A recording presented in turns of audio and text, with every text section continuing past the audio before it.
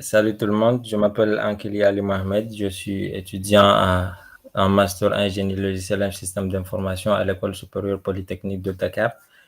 Je vais vous présenter le travail que nous avions, que nous, a- nous avions eu à faire, moi et mes collègues de classe, Ibrahima Sissoko et Mustafa Senan, dans le cadre de notre évaluation pour de fin d'année pour l'introduction à l'architecture des systèmes.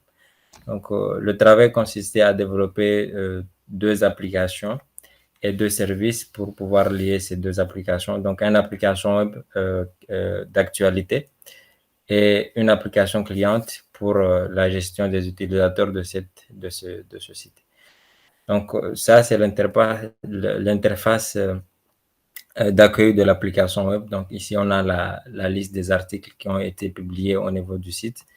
On peut afficher cette liste en fonction des catégories. Donc, ici, en haut, on a la liste des catégories et en cliquant sur une catégorie, on a la liste des articles de cette catégorie. En cliquant sur le titre d'un article, on a le contenu. Donc, on nous affiche les informations concernant l'article. Donc,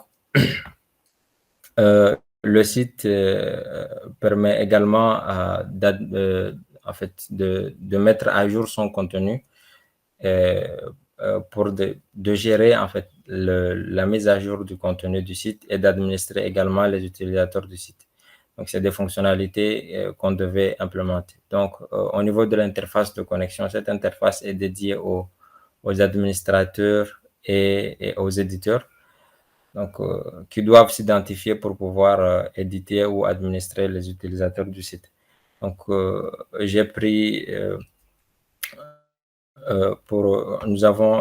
les informations sur un compte administrateur et éditeur qui existe déjà au niveau de la base de données. Et nous allons nous connecter avec ces comptes pour voir les fonctionnalités qui leur sont dédiées et qu'on a pu implémenter. Donc, on va d'abord se connecter en tant qu'éditeur.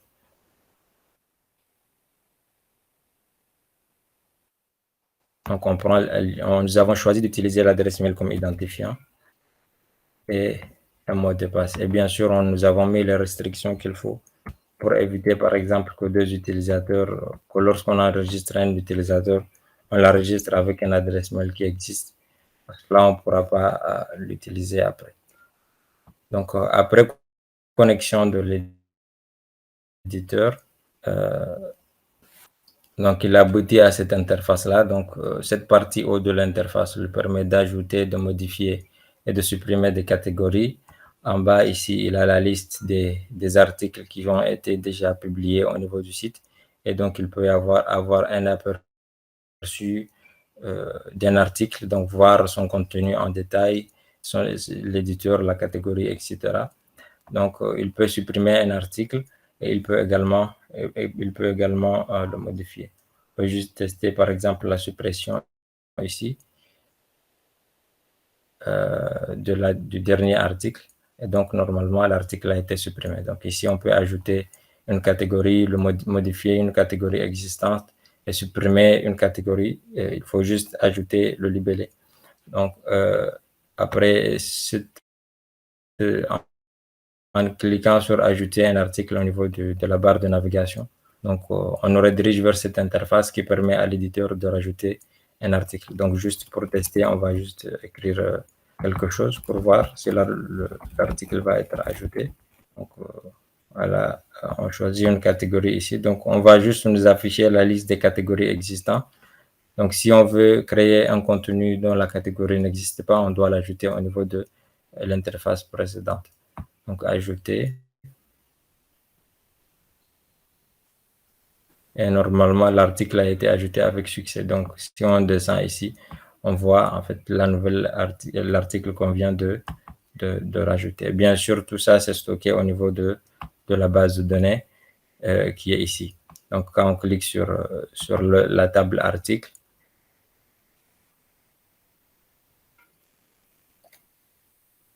donc on a ici l'article qu'on vient de rajouter au niveau de la base de données. Si on revient ici et qu'on clique sur supprimer l'article,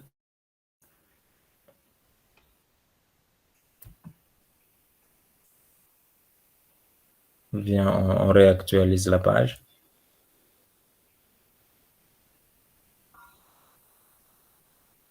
Donc, vous voyez que l'article a été supprimé. Donc, on peut modifier la catégorie. On peut cliquer, par exemple, ici, en cliquant ici sur l'option modifier. On peut modifier, en fait, toutes les informations concernant une catégorie. Par exemple, je peux modifier la catégorie de cet article-là, par exemple, si c'est ça que je veux modifier. Et normalement, cette modification doit être prise en compte ici et stockée au niveau de la base de données. Donc, je me déconnecte pour l'éditeur et je vais me connecter en tant qu'administrateur. Donc, l'administrateur, c'est un éditeur d'abord. Donc, ça veut dire qu'il doit avoir accès, il a accès à toutes les fonctionnalités de l'éditeur et en plus, il peut administrer le site. Donc, je prends le login et le mot de passe de l'administrateur.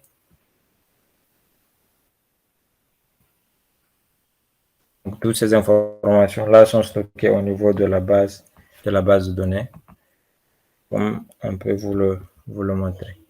Ouais.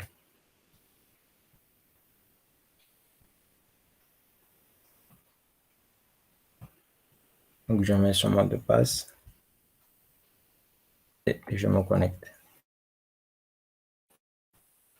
Donc, en attendant que la connexion passe ici, vous voyez en fait la table utilisateur dans laquelle on a toutes les informations concernant les utilisateurs qui existent au niveau de la base de données.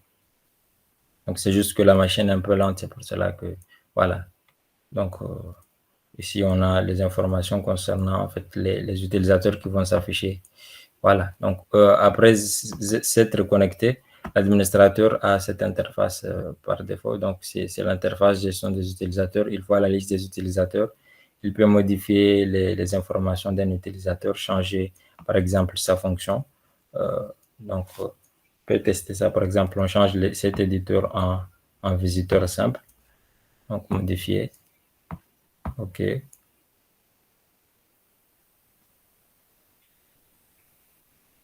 Voilà, donc l'utilisateur a été modifié avec succès. Tout à l'heure, il était éditeur et maintenant, il est visiteur simple. On peut également le supprimer. On peut ajouter un utilisateur sur cette interface-là et le supprimer. Par exemple, je vais essayer d'ajouter un utilisateur au hasard comme ça.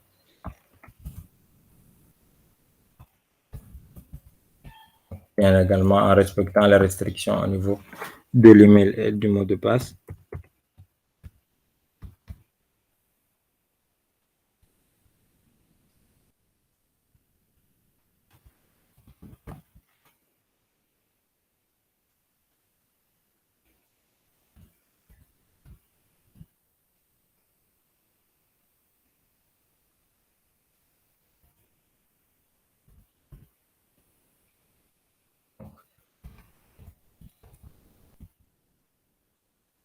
Ajouter.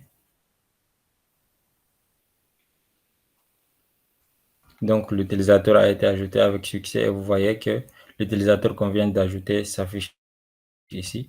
Et si on revient au niveau de la base de données, donc on actualise la page, l'utilisateur va apparaître en bas en fait. Voilà. Donc ici, on peut également le supprimer comme la fonction le permet, qui est là. Donc après, comme on a dit, l'administrateur, c'est également un éditeur. Donc en cliquant sur le bouton éditer, il peut switcher en fait pour avoir les fonctionnalités de l'éditeur. En cliquant sur administrer, switcher pour avoir la fonctionnalité de l'administrateur. Et donc, ce qui va nous permettre en fait de passer, donc c'est le bouton qui est là, c'est pour la gestion des services. Donc, ce qui va nous permettre maintenant en fait de passer à l'autre partie du travail qu'on nous a demandé de faire, qui était maintenant d'externaliser ces fonctions d'administration pour une application cliente qu'on va vous présenter tout de suite après. Donc, pour ça, on nous a suggéré d'utiliser le protocole SOAP. Donc, ça, c'est ici, on a l'architecture du site. Donc, on a utilisé un contrôleur, une couche un contrôleur, DAO, métier et intégration. Donc, c'est au niveau de la couche intégration, nous avons intégré le code qui gère le SOAP, le protocole SOAP, en particulier le WSDL. Donc, Donc, on a le WSDL qui est là et au niveau de la couche domaine, on a intégré un fichier qui gère le SOAP. Donc, qui permet d'externaliser les méthodes qui doivent être consommées au niveau du service SOAP. Donc, ici, nous avons le WSDL et toutes les informations qui doivent être là-bas, donc les méthodes qui devaient être externalisées et tout. Donc, normalement, avec l'application cliente, c'est l'application cliente qu'on va vous présenter qui va consommer ces méthodes. On a également développé le protocole REST ici. Donc, on a les fichiers qui gèrent le protocole. Donc, chaque protocole avait des missions spécifiques. Par exemple, pour le SOAP que je vais présenter. Donc, il devait externaliser toutes les fonctionnalités de l'administration du site. Donc, que ce soit ajouter un utilisateur, supprimer un utilisateur, euh, euh, ajouter un utilisateur, supprimer un utilisateur, lister les utilisateurs. Donc, ici, vous avez les fonctions qui ont été externalisées et qui ont été consommées par l'application cliente. Donc, je vais m'arrêter là pour laisser du temps à mes confrères pour qu'ils présentent l'autre partie du travail. Euh, donc, voilà en gros ce que je devais présenter. Je vais leur laisser la suite de la présentation. L'application cliente qu'on a développée en Java Swing qui est destinée aux administrateurs et qui permet de faire du CRUD sur les utilisateurs de la plateforme. Donc là, j'ai choisi un profil administrateur. Je vais me connecter avec pour vous présenter l'application. Ici, on a l'interface graphique. On a un tableau qui décrit la liste des utilisateurs avec les attributs suivants. Bon, donc là, je vais tester par exemple la suppression d'un utilisateur. Là, je l'ai sélectionné. Là, je le supprime. Maintenant, il est supprimé. À noter que dans la base de données, nous avions 17 enregistrements auparavant. Si je fais un select, il est passé à 16. Ça veut dire que la modification a été prise en compte. Et maintenant, je vais tester la suppression plutôt. Là, je vais tester la modification. Ici, si je clique sur modifier, par exemple, celui-là, Ibrahima, je vais changer son nom en Sénégal. Et maintenant, là, par exemple, la modification a été prise en compte. On va essayer de faire une requête sur la base de données. Et effectivement, son nom a été changé. Maintenant, à noter qu'on a mis une barre de recherche aussi qui permet de faire des recherches à travers sur le nom. Donc, après, maintenant, dans la seconde fenêtre, hop là, ici, ici, c'est la fenêtre où nous ajoutons des utilisateurs à la base de données. Maintenant, je vais commencer à créer un utilisateur. Non, je choisis projet.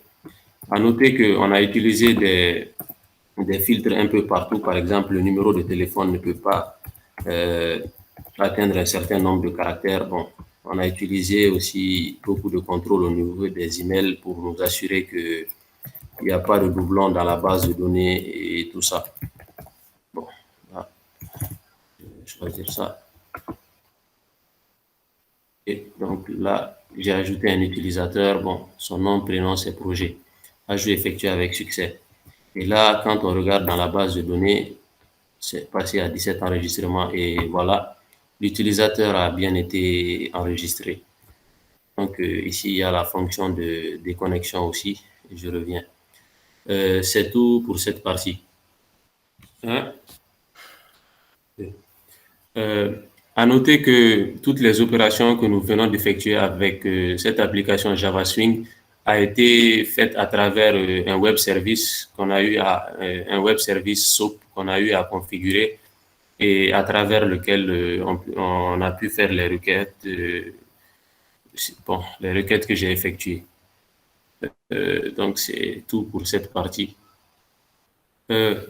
Parler des API qu'on a eu à développer au niveau de l'application. Pour cela, j'ai choisi l'application Postman pour tester les API. Alors, la première requête, c'était la liste des articles au format XML ou JSON. Donc là, on a une requête GET classique. Et là, on pointe sur le projet. À noter que j'ai utilisé l'URL rewriting pour bien présenter les URL. Maintenant, si je passe l'attribut format et comme valeur JSON, et après là, on voit que dans Postman, on a la liste des attributs. Même si on change le format en XML, nous aurons le même rendu, mais maintenant dans le format XML. Et pour la deuxième requête, c'était la liste des articles triés en catégories selon un format. Maintenant, si j'ajoute un second attribut tri comme valeur la catégorie, donc la liste des articles triés en catégorie en format XML. Et là, on a notre fichier XML qui est généré, qui répond à la requête, et ça marche aussi pour le JSON. Si je le change en JSON. Maintenant, vu qu'on manque un peu de temps, je vais vous... la troisième requête, je ne vais pas la faire, mais nous avons eu à l'implémenter. Cela se trouve au niveau du code source. Et voilà, la requête, elle passe bien. Donc, c'est tout pour cette partie.